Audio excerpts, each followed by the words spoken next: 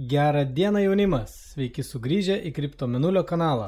Šiandien prasibėgsim per grafikus, paskaičiuosim svetimus bitkoinus ir paspėliosim, kas laukia ateityje. Tai 3-4, važiuojam.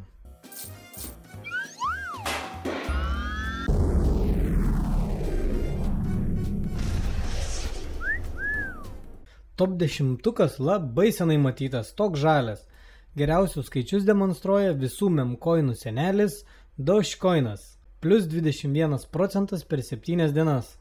Na, o Bitcoin jau pasiekė nuo Liepos galo nematytus skaičius – 66 000 Jungtinių Amerikos valstijų dolerių.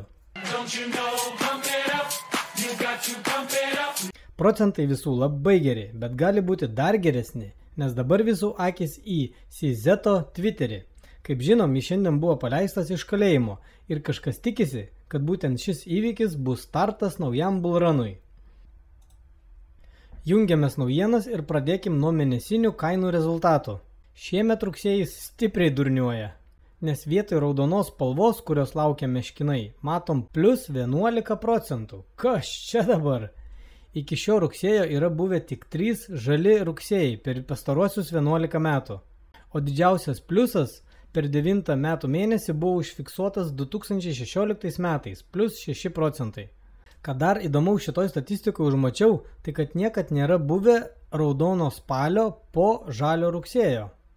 O atsisukus ketvirčių rezultatus, tai norisi patrinti delnus. Atrodo, kad pagaliau sulaukiam smagiausio etapo. Nes vidutinis ketvirto ketvirčio prieaugis yra 88%. Na, maksimumų neskaičiuokim, bet 50 keli procentukai, kurie ir buvo pernai, pakeltų BTC kainą iki labai ilgai laukto $100 000 už vieną oranžinę monetą. Be abejo, praeities statistika nieko negarantuoja, ką įrodo šis rugsėjis. Toliau turim ETF stulpelius. Vakar dienos įplaukos į Bitcoin ETF sudarė net $365 milijonus ir tai yra didžiausias rezultatas nuo Liepos 22 dienos. Galbūt Wall Streetas dabar pradės stipriau gazuoti su užsipirkimais. O duomenys iš biržų apie išimamus BTC rodo stabilų mažėjimą. Tik priminsiu, kad šiemet atlaikėm didelį minerių nusimetimą, Vokietijos 50 000 bitkoinų pardavimą ir patį didžiausią prognozuotą siaubą MTGOX 140 000 monetų gražinimą, kurios buvo sėkmingai kažkaip rinkos susiurbtos arba toliau hodlinamos. Labai tikiuosi kažkada pamatyti tą tikrąjį supply šoką, kurį vis žada vienas kitas ekspertas. Jungiamės Twitterio grafikus. Traderis Kaleo su 650 000 sekėjų dalinasi savo pamastymais. Rodydamas į pernai metų rugsėjį, jis sako, kad būtent tuo metu grafike ir buvo užfiksuoti dugnai. Aptauberis pateisino savo vardą ir tada prasidėjęs kilimas tęsiasi kelis mėnesius.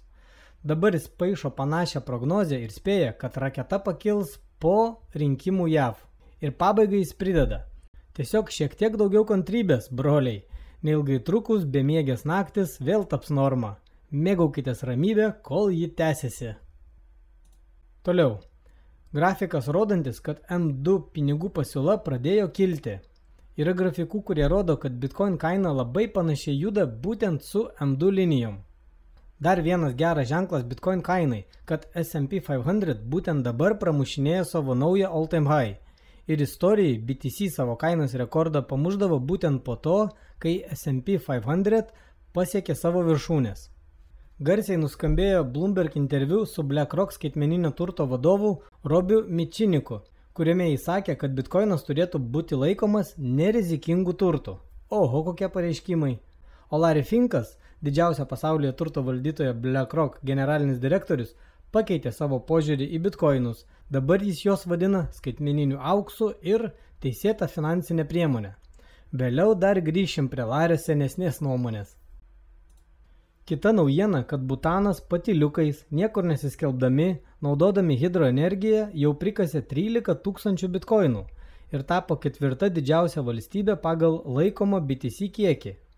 Aukščiau yra Amerika, Kinija ir UK. Beje, Butanas turi tik 800 000 gyventojų. Prisimenam, kad Vokietija dar šiemet turėjo daugiau nei 3 gubai, bet viską išporceliavo. Ta tema turim ir mūsų VMI pardavimą prieš kažkur 4 metus, kai buvo parduoti konfiskuoti 336 BTC, o galėjo dar palaikyti šiek tiek ilgiau. Paskutiniu metu pasipylė daugybė grafikų su žemesnių aukštumų ir žemumų modelių. Legendinis traderis Peter Brandt sako, kad šią seką pakeistų tik reikšmingas uždarimas virš Liepos mėnesio aukštumų ir oficialus 6 mėnesių besiplečiančio trikampio užbaigimas.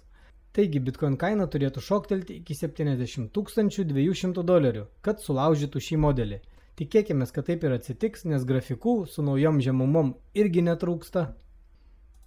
Dar vienas traderis Plan B. Jis vėl rodo į Stock to Flow modelį. Jo prognozė 2024-2028 metų halvingo ciklų yra $477 000, o nuokrypio intervalas yra nuo $250 000 iki $1 000 000. Kaip stipriai. Jei mums tai atrodo juokinga, reiktų prisiminti, kad jo 2020-2024 metų prognozė, dar padaryta 2019 metais, kai BTC kainavo mažiau nei $4,000, buvo apie $51 000, o nuokrypio intervalas buvo nuo 25 iki $100 000. Jis rašo, kad 2020-2024 metų kainos vidurkis buvo 34 000. Todėl jis mano, kad jo prognozės šūvis buvo labai arti taikinio, nors visi ir tikėjomės to 100 000. Paskutinis tweetas šiandien iš Willy Woo.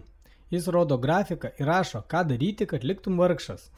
Pats geriausias būdas paskutinius 10 metų buvo kišti santaupas į koinę ir tokiu būdu prarasti net pusę vertės dėl pinigų nuvertėjimo. Toliau jo grafikas pavadinimu Kaip netapti vargšu per pastaruosius 10 metų. Ir linijos rodo, kad taupimas auksu būtų davęs šiokį tokį pliusą.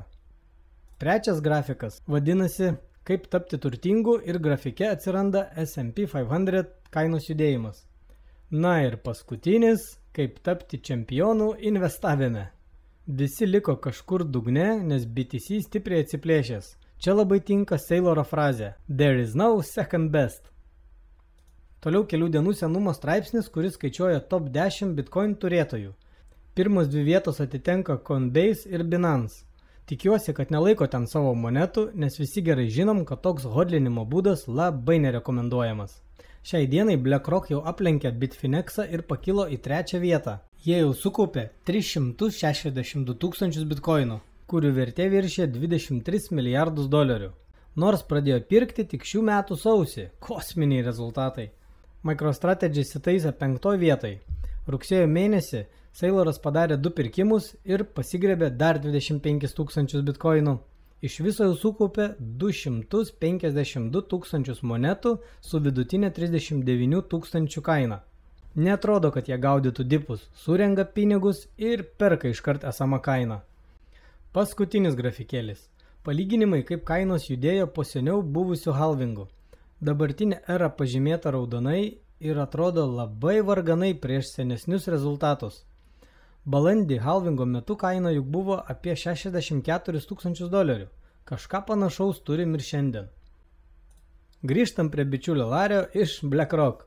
Radau archyvuose, kad 2017 metų spalio mėnesį, kai BTC pasiekė naują all-time high pirmą kartą perlipdamas $5,000, Laris Tarptautinių finansų instituto susitikime sakė, Bitcoinas tik parodo, kokia didelė pasaulyje yra pinigų plovimo paklausa. That's all it is. Kitam interviu jis dar pridėjo, kad Bitcoiną naudoja tik nusikaltėliai. Praėjo geri 6 metai ir BlackRock paleidžia sėkmingiausią ETF-ą savo istorijoje. Laris pakeičia plokštelę ir giria Bitcoiną nemirksėdamas. Na ir pabaigai pakviesiu prisijungti į spalio 9-10 dieną vyksiančią Bitcoin konferenciją Amsterdame. Pasipildė žiūriu naujų speakerių. Bus Adam Beck, kuris dar 2008 metais susirašinėjo su Satošiu, gražuolė Maja, kuri kandidatuoja į Surinamo prezidento postą, ir Vokietijos parlamento narė Joana Kotar, kuri dar su 63 steigėjais ką tik Bundestage įsteigė Bitcoinų federalinę asociaciją. Turėtų būti smagu. Biletai jau pabrango, bet per mano linką dar galite gauti šiokią tokią nuolaidą. Paliksiu linką aprašyme. Na, tikėkime, kad šių metų galas bus įspūdingas, su fejerverkais ir pavyks visiems gerai uždirbti. Nepamirštam bent su laiku prisidėti prie kanalo augimo. Tikiuosi naujienų laidelė patiko, iš manęs bus tiek, iki kito karto ir bye bye.